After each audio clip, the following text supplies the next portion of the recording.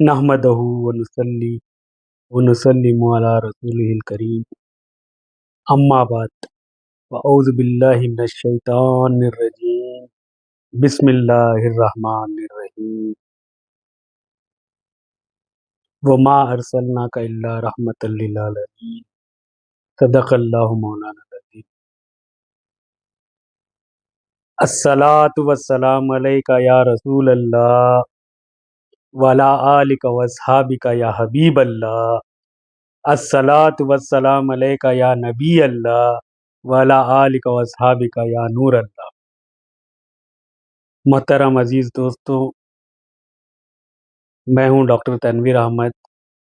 आपको सबसे पहले तमाम हजरात को मैं इस्लामी तहे दिल से खैर मकदम करता हूं। अस्सलाम वालेकुम व रहमतुल्लाहि व बरकातुहू। और जैसा कि आप सब जानते हैं, आज जश्न ईद मिलादुन नबी का 1500 साला विलादत बसादत है।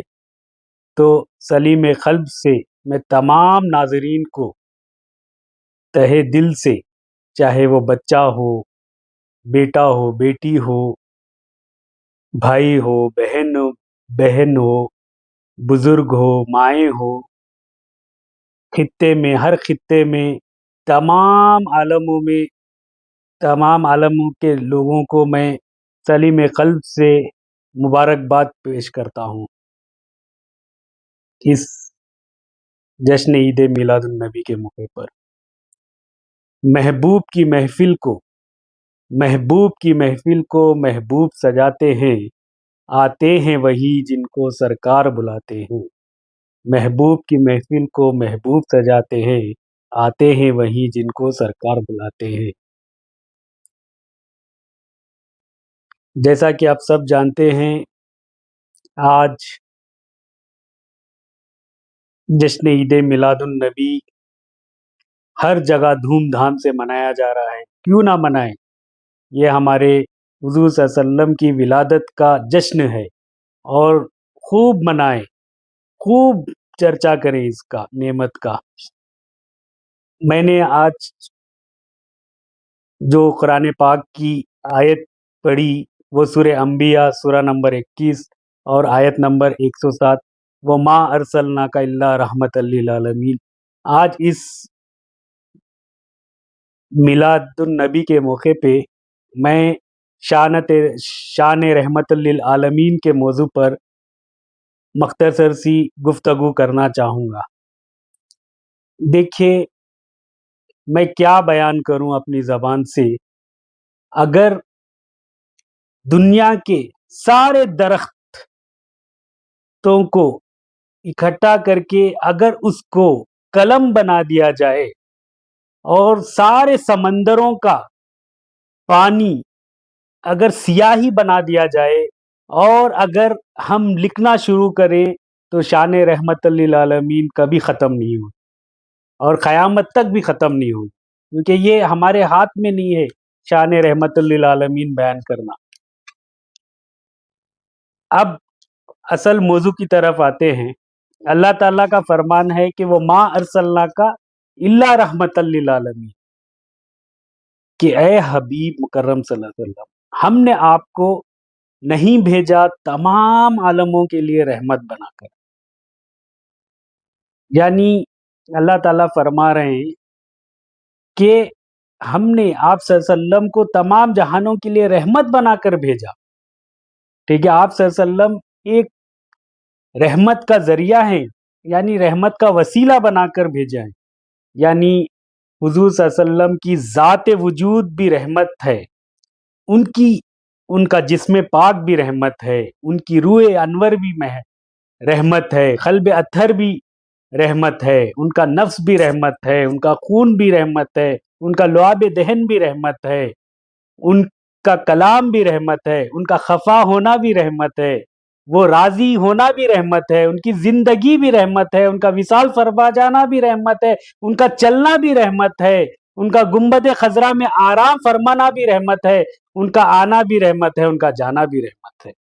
ये नबी ہر ہر گھڑی ہر ہر ساتھ مومنوں کے لیے رحمت ہے۔ اگر ہم جائزہ لیں رحمت کا صرف، تو رحمت کے کئی معنی ہوتے ہیں۔ رحمت کے معنی ہوتے ہیں کہ مدد فرمانے والا، یعنی حضور صلی اللہ علیہ وسلم تمام جہانوں کے لیے رحمت ہیں، تمام جہانوں کے لیے مدد فرمانے والے۔ دیکھیں قرآن پاک میں سورہ انبیاء میں ذکر آیا ہے وہ ما ارسلناک الا رحمت للعالمین، اور سورہ فاتحہ میں اللہ تعالیٰ کا فرمان ہے کہ الحمدللہ رب العالمین، سب تعریفیں اللہ عز و جل کے لیے ہیں جو تمام عالموں کا رب ہے، یعنی تمام عالموں کا پالنہار ہے۔ یعنی عالمین کس کو کہتے ہیں ہم سب سے جانیے۔ دیکھیے اللہ کے سوا جو بھی مخلوق ہے اس دنیا میں سب عالمین ہے۔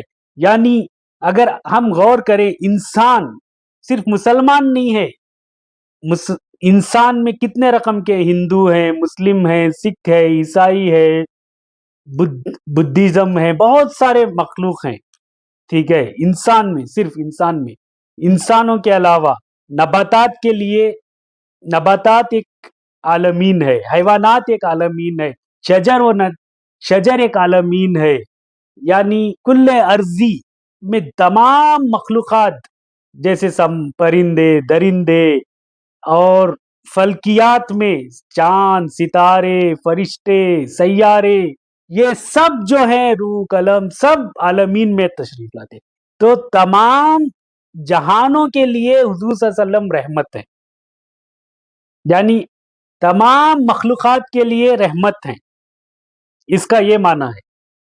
یعنی وہ ما ارسلناک الا رحمت للعالمین، یعنی تمام عالموں کے لیے حضور صلی اللہ علیہ وسلم رحمت ہیں۔ اب حضور صلی اللہ علیہ وسلم کی بسعادت ہے کہ وہ ہر عالم کی رحمت ہیں، کسی عالم میں بھی رہ جاتے، وہ ہر عالم کی رحمت ہیں، کسی عالم میں رہ جاتے، یہ ان کی مہربانی ہے کہ یہ عالم انہیں پسند آئے، یہ ان کی مہربانی ہے کہ یہ عالم انہیں پسند آیا۔ اب رحمت کے معنی ہم لوگ سمجھتے ہیں، وہ ما ارسلناک الا رحمت للعالمین۔ ارسال کسے کہتے ہیں سب سے پہلے ہم جانیں، ارسال یعنی بھیجنا کہتے ہیں۔ اب بھیجنے کے لیے دو تقاضے ہیں، ایک دور کرنا بھی ہوتا ہے، ایک قریب ہونا بھی ہوتا ہے۔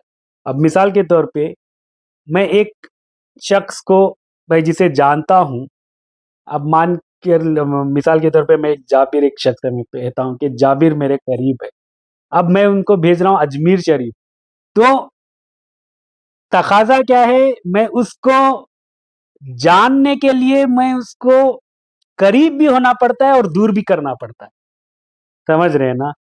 تو مرسل کسے کہتے ہیں؟ مرسل بھیجنے والے کو کہتے ہیں، اور مرسل جس کو بھیجا جا رہا ہے اس کو مرسل کہتے ہیں، اور مرسل الیہ جس کی جانب بھیجا جا رہا ہے۔ تو یہاں پہ کیا ہوا، مرسل یعنی بھیجنے والا خدا ہے، یعنی مرسل خدا ہوا، مرسل یعنی جس کو بھیجا گیا یہ ذات مصطفیٰ صلی اللہ علیہ وسلم ہوئے، حضور صلی اللہ علیہ وسلم ہوئے۔ مرسل الیہ یعنی جس کی جانب بھیجا گیا، یعنی العالمین جو ہے مرسل الیہ ہوئے، ٹھیک ہے۔ سو جو جتنا قریب ہوتا ہے اس کو ہم کیا کہتے ہیں، یعنی اللہ کا دوست، یعنی ولی اللہ، یعنی اللہ کا دوست، قرب جسے حاصل ہے۔ رسالت کسے کہتے ہیں؟ دور کرنے کو کہتے ہیں، یعنی حضور صلی اللہ علیہ وسلم ولایت میں اللہ کے سب سے قریب بھی ہیں اور رسالت سے میں سب سے بڑے بھی ہیں، یعنی خاتم النبیین جو ٹھہرے۔ اب ہم ایک ایک تقاضے پہ غور کرتے ہیں کہ رحمت للعالمین کے لیے، یعنی کسی پہ رحم کرنے کے لیے، یعنی مدد کرنے کے لیے، حاجت رواں ہونے کے لیے، یا مشکل کشاں حل کرنے کے لیے اس کی کیا کیا تقاضے، کیونکہ حضور صلی اللہ علیہ وسلم ہر لمحہ، ہر گھڑی، ہر باعث، ہر ساعت، ہر وقت جو ہے عالمین کے لیے رحمت ہے۔ اب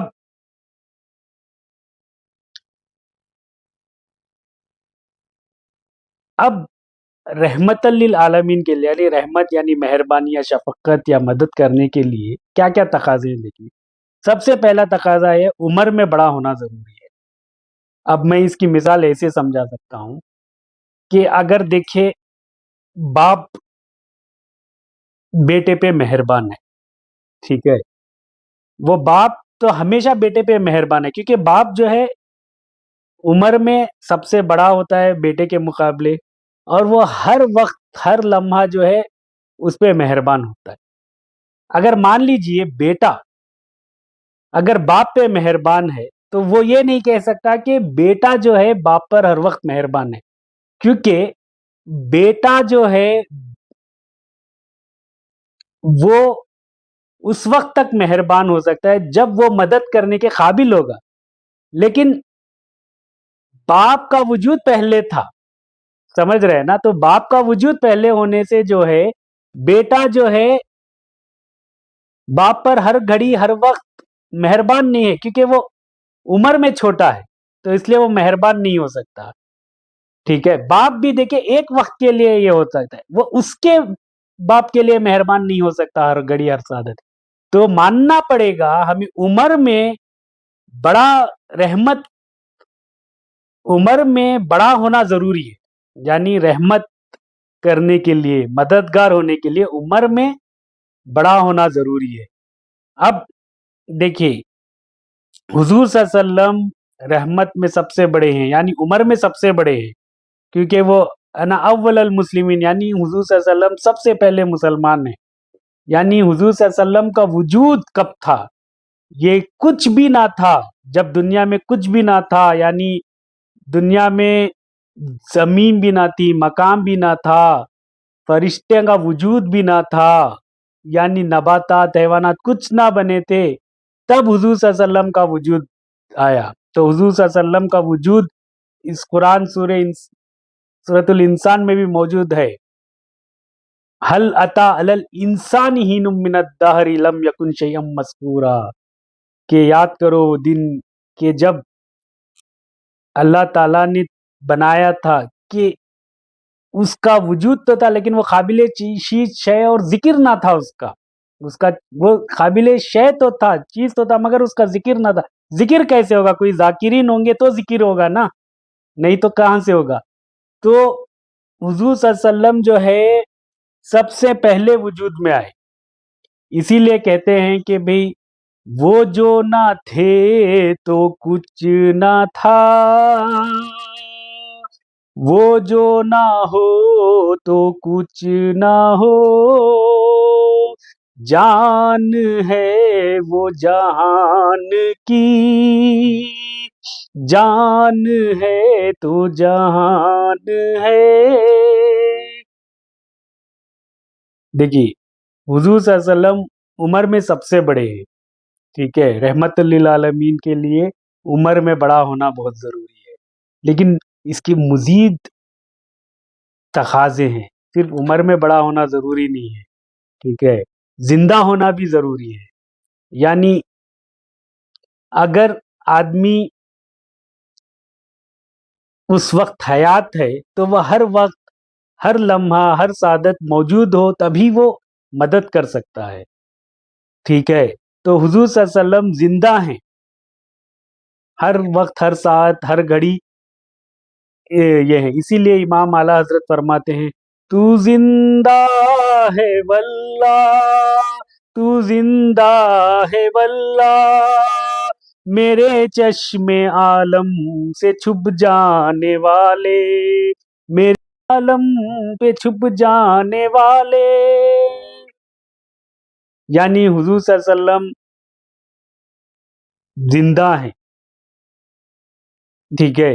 اس کی ثبوت بھی میں دے سکتا ہوں.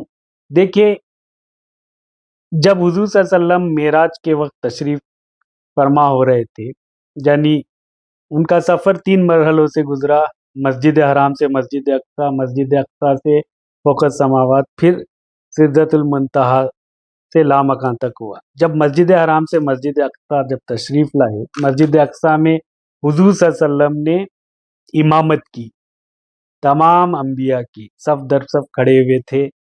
اور حضور صلی اللہ علیہ وسلم امام کر رہے تھے. لیکن جو تمام جو مہتدی تھے، یعنی تمام انبیاء تھے، انبیاء میں کون کون تھے پورے؟ حضرت آدم علیہ السلام، حضرت ابراہیم علیہ السلام، حضرت یونس علیہ السلام، حضرت یحییٰ علیہ السلام، حضرت موسیٰ علیہ السلام، حضرت عیسیٰ علیہ السلام، تمام انبیاء موجود تھے. لیکن وہ دنیا سے وصال ہو چکے تھے لیکن زندہ تھے. ٹھیک ہے، تو اس سے یہ ثابت ہوتا ہے کہ نبی جو ہے حیات ہیں، آج بھی دیکھیے وہ زندہ ہیں، وہ ہم تمام امتیوں کو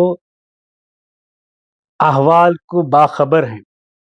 ٹھیک ہے، تو اس کا رحمت للعالمین کے لیے زندہ ہونا بھی شرط ہے. اس کے کافی دلائل ہیں، میں بس چھوٹے سے مختصر سی چیز میں آپ کو سمجھانے جا رہا ہوں. دیکھیے رحمت للعالمین مدد فرمانے کے لیے عمر میں بڑا ہونا ضروری ہے، پہلا تقاضا. اور دوسرا تقاضا زندہ ہونا بھی ضروری ہے. اور تیسرا تقاضا یعنی علم الغیب کا ہونا ضروری ہے، یعنی باخبر ہونا ضروری ہے. دیکھیے حضور صلی اللہ علیہ وسلم کے بے شمار واقعات ہیں. حضور صلی اللہ علیہ وسلم نے احوال قیامت کے حال بتا دیے، جہنم کے، دوزخ کے، سب احوال بتا دیے، ہے نا. اب دیکھیے امام اعلیٰ حضرت اسی کو فرماتے ہیں کہ بھئی جب وہ معراج کے دن اللہ کا دیدار کر لیے، اس سے بڑی کوئی اور چیز ہے کیا؟ انہوں نے فرمایا کہ اور کوئی غیب کیا تم سے نیہا ہو بھلا، جب نہ خدا ہی چھپا تم پہ کروڑوں درود. اور کوئی غیب کیا تم سے نیہا ہو بھلا، جب نہ خدا ہی چھپا تم پہ کروڑوں درود.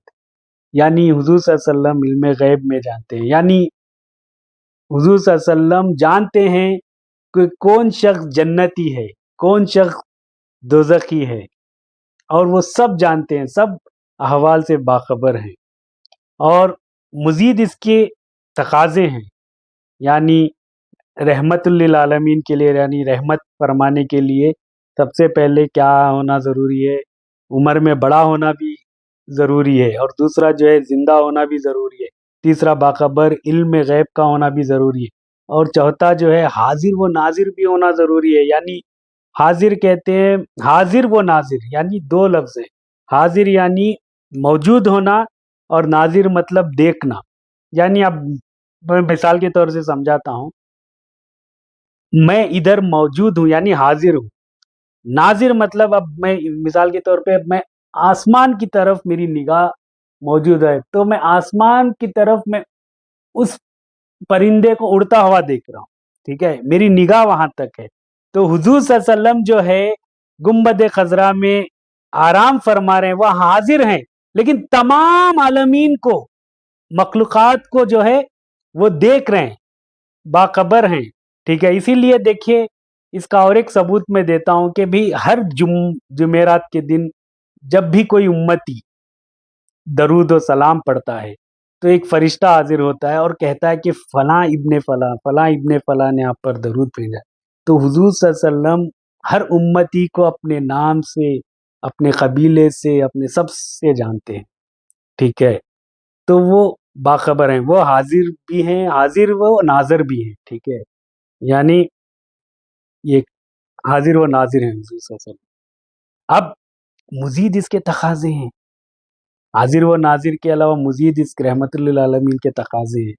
یہ کیا ہونا؟ مالک بھی ہونا ضروری ہے. ٹھیک ہے، یعنی اب دیکھیں میں مثال کے طور پہ کہوں کہ بھائی آپ بڑے کچھ بھی ہو سکتے ہیں، آپ دیکھیے بڑے آپ صدر ہو سکتے ہیں، آپ کا بہت ایک رتبہ ہو سکتا ہے، لیکن میں کہوں کہ آپ مجھے تاج محل دے دیجیے مثال کے طور پہ، تو آپ دے سکتے نہیں، آپ کہیں گے میں اس کا مالک نہیں ہوں. تو حضور صلی اللہ علیہ وسلم کیا ہیں؟ مالک ہیں، وہ مختار کل ہیں. یعنی وہ دنیا کی چیز چھوڑو، ناقص چیز، وہ جنت کے مالک ہیں. ٹھیک ہے، جنت رسول اللہ کی ہے. ٹھیک ہے، انہوں نے جنت دے دی. ٹھیک ہے، اب ایک پھر اس کے مزید تقاضے ہیں. ٹھیک ہے، رحمت للعالمین کے مزید تقاضے ہیں. یعنی عمر میں بڑا ہونا بھی ضروری ہے، یعنی زندہ ہونا بھی ضروری ہے، علم غیب کا بھی ضروری ہے، اور حاضر و ناظر بھی ہونا ضروری ہے، فقط اس کے اور تقاضے ہیں۔ اس یعنی اب اس کو زبان کا جاننا بھی ضروری ہے، یعنی ہر واقعی اب دیکھیں، اگر زبان ایک ایسی چیز ہے، جیسے میں بولوں، جیسے دیکھیے ایک آدمی کو کچھ زبانیں آتی ہیں، جیسے میں اردو میں بولوں، عربی بولوں، انگلش بولوں، کچھ زبانیں آتی ہیں، اگر وہی میں سنسکرت، ملیالم، تیلگو، تمل مجھے تو نہیں آتی، اگر کوئی بات کی ہے تو میں نہیں سمجھ سکتا نا، اگر کوئی تو زبان کا بھی جاننا بہت ضروری ہے، رحمت للعالمین کے لیے مدد فرمانے کے لیے زبان کا بھی ہونا ضروری ہے۔ اب کیا کہتے ہیں، کیا حضور صلی اللہ علیہ وسلم صرف عربی جانتے تھے؟ نہیں، ہر زبان، ہر یہ جانتے تھے۔ دیکھیں یہ تو دور کی بات ہے، میرے آقا ہے نا، جنات کی بولی بھی جانتے تھے، نباتات کی بولی بھی جانتے تھے، حیوانات کی بولی بھی جانتے تھے۔ اس کے بہت سارے واقعات ہیں زبان کے متعلق، یعنی ایک واقعہ ہے ہرنی کا واقعہ، یعنی ایک مرتبہ جب حضور صلی اللہ علیہ وسلم دیکھتے ہیں کہ ہرنی بولتی ہے یا رسول اللہ، یا رسول اللہ، میں پریشان میں ہوں، یہ مجھے جو مالک ہے وہ مجھے قید کر لیا ہے، میرے چھوٹے چھوٹے بچے ہیں، میں انہیں دودھ پلانا چاہتی ہوں، میں یہ کر کے تو اس وقت وہ رحمت للعالمین جو ٹھہرے انہیں رحم آتا ہے، اور وہ کہتے ہیں اے شخص اس ہرنی کو آزاد کر دے، یہ اس کے بچوں کو دودھ پلانا چاہ رہی ہے۔ تو وہ کہتے ہیں کہ کس کی ضمانت کون دے گا؟ تو حضور صلی اللہ علیہ وسلم خود اتنے رحم دل ہیں، رحمت للعالمین ہے، وہ جانوروں کے لیے بھی رحم فرمانے والے ہیں، تو آقا نامدار محمد مصطفیٰ صلی اللہ علیہ وسلم اس کی ضمانت دے کے وہ جاتی ہے، وہ ہرنی جو ہے جا کے اپنے بچوں کو دودھ پلاتی ہے، اور وہ فرماتے ہیں کہ تو آ جائے گی نا ہرنی؟ تو کہتے ہیں ہاں، میں کونین کے وادی سے میں وعدہ کروں اور میں نہ آؤں؟ تو وہ چلے جاتی ہے، پھر واپس آ جاتی ہے، تو وہ پھر آ کے کہتی ہے کہ میں آ گئی، تو پھر اتنے میں وہ شخص کہتے ہیں کہ اے اے شخص تو مجھے ہرنی بیچے گا؟ تو وہ فرماتے ہیں کیوں نہیں یا رسول اللہ، میں اس ہرنی آپ ہرنی کو میں ضرور بیچوں گا۔ تو ہرنی بھی گویا رسک کر رہی ہے کہ میرا سودا جو ہے آج بازار مصطفیٰ سے ہو گیا، تو ہرنی رسک کر کے جا رہی ہے، تو حضور صلی اللہ علیہ وسلم فرماتے ہیں جا ہرنی، میں تجھے آزاد کیا، اور ہرنی اچھل اچھل کے رس کر کے جا رہی ہے کہ گویا میرا سودا جو ہے بازار مصطفیٰ میں ہو گیا۔ دیکھیے یہ تھا ہرنی کا واقعہ۔ اور ایک واقعہ ہے حضور صلی اللہ علیہ وسلم کے دربار میں ایک جن آتا ہے جس کا نام حام تھا، یعنی وہ ابلیس ہے۔ یہ یاد رکھیے، یہ جو حام ہے یہ ابلیس کا پر پوتا ہے، یعنی ابلیس کی ذریت میں آتا ہے۔ یہ کہتا ہے حام میں اس وقت بھی زندہ تھا، یعنی بہت بوڑھا جن تھا۔ وہ کہتا ہے کہ جب میں آدم علیہ السلام کے طور پہ جب بچوں کا قتل ہوا، میں اس وقت موجود تھا۔ حضرت داؤد علیہ السلام سے میں نے تورات سیکھی، حضرت موسیٰ علیہ السلام سے میں نے حضرت موسیٰ علیہ السلام سے تورات سیکھی، حضرت داؤد علیہ السلام سے زبور سیکھی، اور حضرت عیسیٰ علیہ السلام سے میں نے انجیل سیکھی، اور میں اس وقت بھی تھا جب حضرت اسماعیل علیہ السلام ذبح فرما رہے تھے، اور میں اس وقت بھی موجود تھا۔ اور اس وقت عیسیٰ علیہ السلام نے کہا تھا اے ہاں، جب میرے بعد میرے خاتم النبیین آئیں گے اور اس وقت تو زندہ ہوگا، اور تو کہنا مجھ عیسیٰ کا سلام حضور صلی اللہ علیہ وسلم کی بارگاہ میں فرما، قربان جائیے حضرت عیسیٰ علیہ السلام جانتے تھے کہ یہ عام زندہ رہے گا اس وقت، اور پھر وہ سلام پیش کرتا ہے تو تاجدار مدینہ محمد مصطفیٰ صلی اللہ علیہ وسلم کہتے ہیں اے سلام ہو تجھ پر بھی حام اور عیسیٰ پر بھی، کیوں نہ کرے۔ اب اگر یہ چیز اگر ابلیس سن رہا ہوگا تو کتنا ولولا رہا ہوگا۔ تو اس لیے پھر اور ایک شعر مجھے یاد آ رہا ہے، نثار تیری چہل پہل پر ہزاروں عیدیں ربیع الاول، نثار تیری چہل پہل پر ہزاروں عیدیں ربیع الاول، سوائے ابلیس کے جہاں میں بھی خوشیاں منا رہے ہیں، سوائے ابلیس کے جہاں میں بھی خوشیاں منا رہے ہیں۔ دیکھیے رحمت للعالمین کے لیے مدد کرنے کے لیے کتنے تقاضے ہوئے۔ اول عمر میں بڑا ہونا ضروری ہے، زندہ ہونا بھی ضروری ہے، علم غیب کا جاننا بھی ضروری ہے، حاضر و ناظر بھی ہونا ضروری ہے، مالک بھی ہونا ضروری ہے، زبان کا جاننا بھی ضروری ہے۔ آئیے آج میں اور ایک واقعہ آپ کو سنا دوں جو آپ کو آپ کی روح کو تازہ کر دے۔ ایک واقعہ ہے امام سعد الدین تفتازانی کا۔ امام سعد الدین تفتازانی یہ ملک شام میں، یہ یاد رکھے یہ قطب الدین رازی کے شاگرد تھے۔ یہ قطب الدین رازی، یہ امام سعد الدین تفتازانی کیا تھے اور کیا ہوئے، یہ دیکھیے۔ جب کبھی بھی کوئی بھی کسی کی مثال دینا ہو، جیسے قطب الدین رازی، جیسے یہ امام سعد الدین تفتازانی کنڈ ذہین تھے، ایک آمخ تھے۔ وہ جو ہے کبھی بھی کوئی بھی اگر کسی کی آمخ کی مثال دینا ہو تو قطب الدین رازی مثال دیتے تھے، تو فلاں سعد الدین کی طرح مت بن، سعد الدین کی طرح، اس کی یعنی ہمیشہ اس کو حقیر نگاہ سے دیکھتے تھے۔ آج وہ کیا بن گیا دیکھیے۔ ایک دن وہ ایسے سب لوگوں کے تانوں سے وہ تنگ آ کر وہ روتے رہتے ہیں، اور وہ کہتے ہیں میں اگر کنڈ ذہین ہوا تو کیا ہوا۔ وہ ایک کمرے میں بیٹھ کے اپنے کتابوں کا مطالعہ کرتے رہتے ہیں اور اس وقت دعا مانگتے رہتے ہیں، میں عالم بننا چاہتا ہوں، مجھے آقا کا دیدار کرا دو، اور مجھے آقا کی عظمت کا ترانہ میں گانا چاہتا ہوں، اور میں عالم دین بننا چاہتا ہوں۔ رو رو کر دعا مانگتے ہیں، اور اس وقت عرش الہی سے دعا قبول ہو جاتی ہے، اور اس وقت ایک آواز آتی ہے، اے سعد الدین تفتازانی، تم سعد الدین تفتازانی ہو اور آؤ۔ یہ آواز پکار رہی ہوتی ہے، تو سعد الدین تفتازانی کہتے ہیں نہیں نہیں، میں آؤں گا نہیں، مجھے ابھی علم حاصل کرنا ہے۔ دیکھیے ان کا جذبہ، دیکھیے ان کا شعور دیکھیے۔ لیکن پھر ایک آواز آتی ہے، میٹھی میٹھی آواز سی، اے سعد الدین تفتازانی ادھر تو آؤ۔ اب وہ جیسے ہی وہ جاتے ہیں ان کی کایا پلٹ جاتی ہے، دیکھتے ہیں کہ حضور صلی اللہ علیہ وسلم تشریف لائے۔ یہ دیکھیے واقعہ حضور صلی اللہ علیہ وسلم کے وصال کے بعد کا، تقریباً 600-700 سال کا بعد ہے۔